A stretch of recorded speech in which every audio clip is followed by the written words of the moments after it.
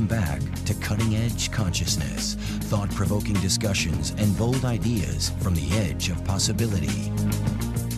And welcome back to Cutting Edge Consciousness. Freeman Michaels here with Barnett Bain. I want to talk about something. You were sharing with me recently. You went to an amazing conference. You know what? Let me let you talk about it. Do you mind talking about the Cirque De Soleil experience? By the way, I'm very impressed that now in our new studio we have a light that says on air. I know, it's cool. Isn't that great? We had one last time. We did? Yeah. Well, you know, I told you I'm in the present tense. So You're noticing more, right? Noticing. Yeah.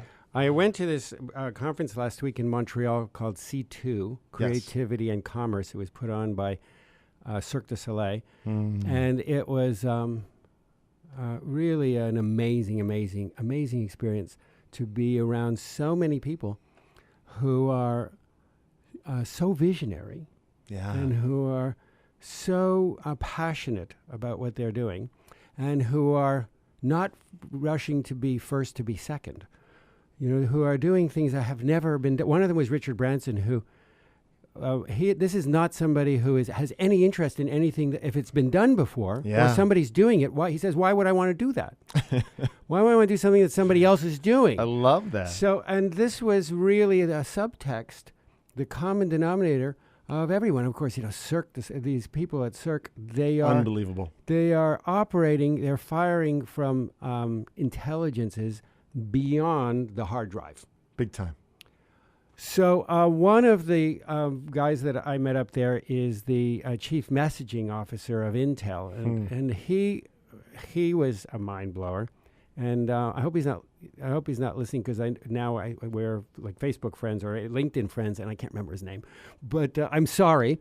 Well, we're going to have him on the show, but first I have to remember his name. He's on. But sometimes I can't remember my own name, so it's not personal. He still gets my name wrong sometimes too. Whoever you are.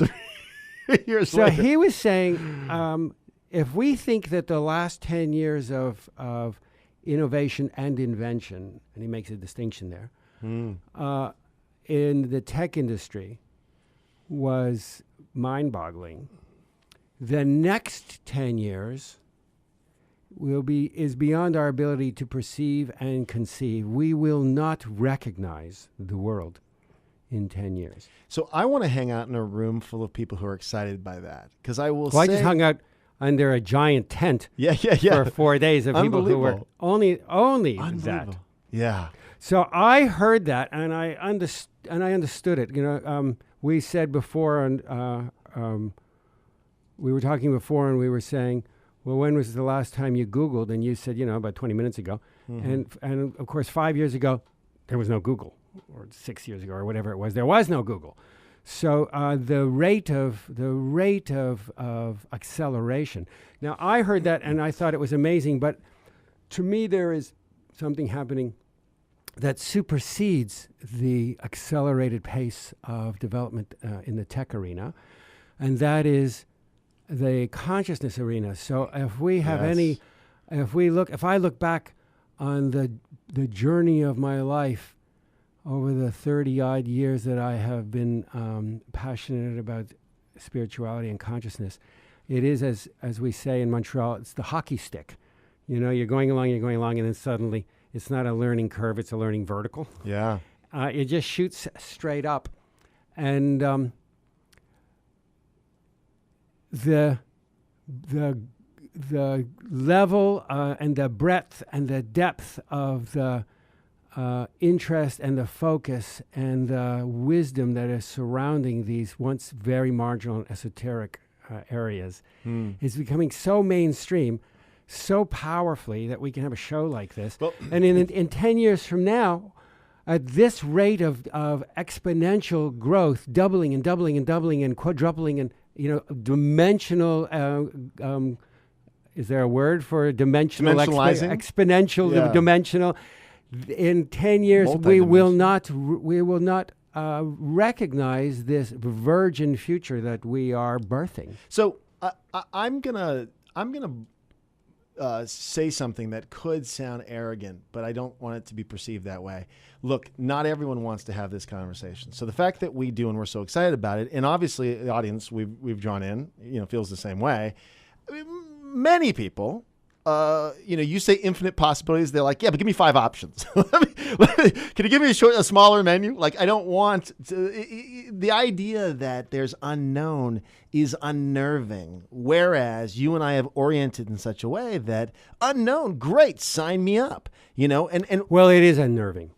Well, it is unnerving, and we all true. have our thresholds of flow. No, good point. And before I jump in and say, well, I'm fine with the flow, well, that's because I haven't hit the Velcro yet.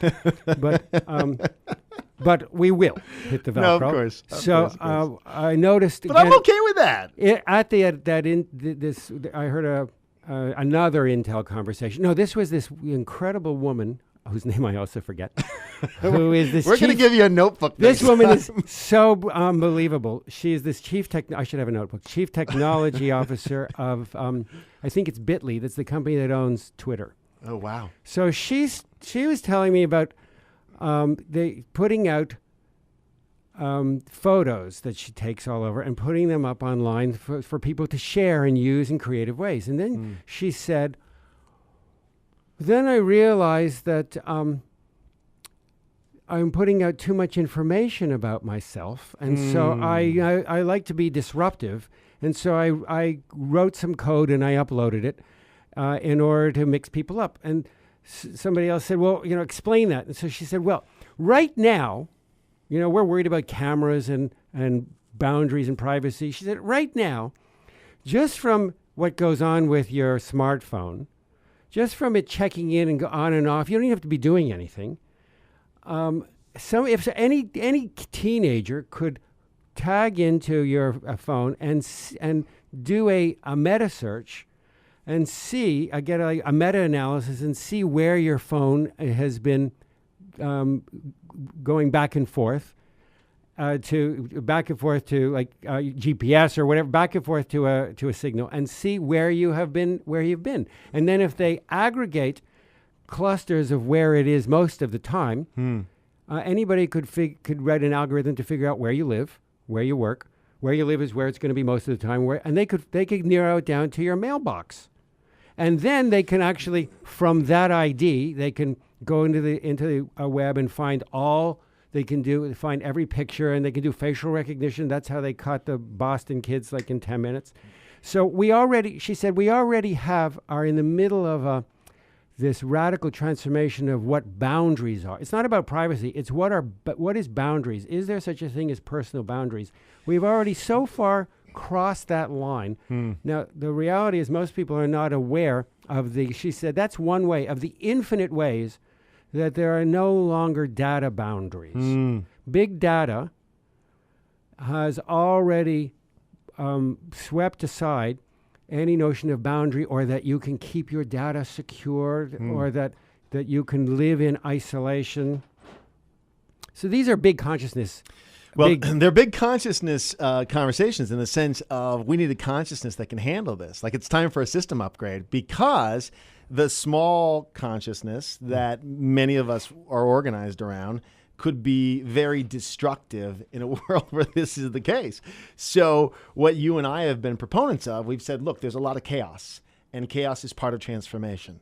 And in fact, one of the things you said about this entire conference was the conversation was more about transformation than anything else. In other words, the context going there is it's a creativity conference. But once you got there, these are transformational leaders. This is a transformation conference. They're all talking that. I mean, yes. Whether they understand it in the way that they do, they are living it.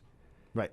They're living it as a transformative relationship from who they have been to who they can be, that is mysterious and mystical and unknown. I mean, certainly the Cirque Du Soleil folks, they are firing on, they're into soulcraft. Yeah. And they're acutely aware that I or we need an operating system, that's going to make this constructive, or, because again, that's always the case. We look at things and we hold it in both sides of the page. Like, this could go left or right, right? It's a big shadow play here, or this could be magnificent. And it's always both. Like, we don't say it's one or the other. But obviously, you and I are in the game of preference. That's what we talk about. We come to an understanding and ownership that generates all kinds of choices.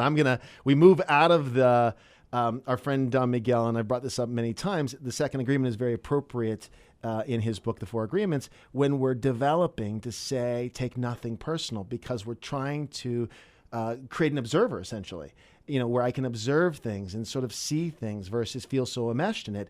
But then the next stage of evolution is to take everything personal. It's the next layer. And at that point, we then can engage with our experience from a level of choice. And that's then, that's where we become the author of our own story. That's where reality creation kicks in. So when we go and we see a world that's organizing in such a way where, boy, this upgrade in operating system, so that we're really navigating from a standpoint of preference. Because if we want to do shadow play, it could get mighty spooky in them there waters. Absolutely. I think you're absolutely right. The way I hold it is we are moving consciously into our subconscious. Yes. And becoming aware of all of what we're heretofore below, under the table agendas and patterns and behaviors and payoffs and all these sorts of things that are now becoming clear. And so the choices that used to be made under the table, we now have an ability to, we have X-ray vision. We can see through the eyes of the heart, and we can have some authority over that and more lucidly live. Not lucid dreaming, lucid living. So, but it is more and more as the constructs of rocks are hard, and as my dad used to say, facts are facts. Yeah. And that was very true in the bubble that he lived in and that I was raised in. That bubble is starting to shimmer and flop now. Yeah. We are dreaming this. Yeah, and this is a dream, and we are either going to be dreamed by others. That's it. Or we are going to be our own dreamers, and I would like to have some authorship of what I am co-creating for myself and for the aspects of myself that I don't yet understand as me. Yeah. Yeah, no, it's beautiful. And the opportunity. I mean, you and I are both excited about all this. And at the same time, there's trepidation. We sort of hit that at the beginning, like that comes along too. But denial as a strategy won't work anymore, kids. Not just a river in Egypt. No, not the most helpful way to go at it. Like the level of personal ownership, if it doesn't upgrade, this is going to be a bumpy ride, because, at that low level, low vibratory way where data collection means more manipulative opportunities to manipulate and so forth and so on. Hey, okay, but there's another way of receiving this. One more set of how we relate to add-ons of frequency that were heretofore unavailable to us. Sometimes you hear people say, well, they were always there. They weren't always there. Right. We did not have exposure if you can't see to it, the kinds of, to the amplitude and frequency resonances that we are being introduced to now. They were not in our realities before. Right. And so we take those and we shoehorn them into our past experience. We make stories out of them. And if we cling as fundamentalists to our stories and strategies of the past, then whether it's earth changes, where the earth moves and it's, and it's cataclysmic, or it's boundary challenges, data boundary challenges, and we can find all kinds of ways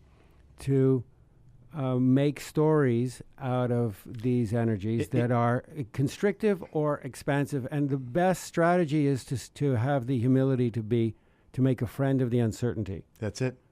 Because if your operating system is the good or bad, right or wrong, in or out model, that's going to be a rough That's model. what I'm saying. If you're crunching everything down to either the fundamentalist good or bad, in or out, us or them, it's going to be a bumpy ride, folks. So I mean, this is the offer of consciousness. I mean, I don't want to be a buzzkill. Yeah, I don't want to be a buzzkill because I'm excited by it. But I always know that with the opportunity, comes something else that is the dimensional piece of it. Like this, we do have a choice. That's what we come have to. A choice, and if we remember that we have a choice, then every story becomes a love story. It does. So we remember the love. We remember the love. Can we love it? I hold that.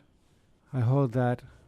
I hold that. Yeah. And it's a challenge, and then I can love that challenge too. Yeah, and we're going to love it right through this commercial break. Yeah, And we're going to on love it and leave it, and then we'll be back. Love and leave. So stay with us. We'll be right back after these messages here on Cutting Edge Consciousness.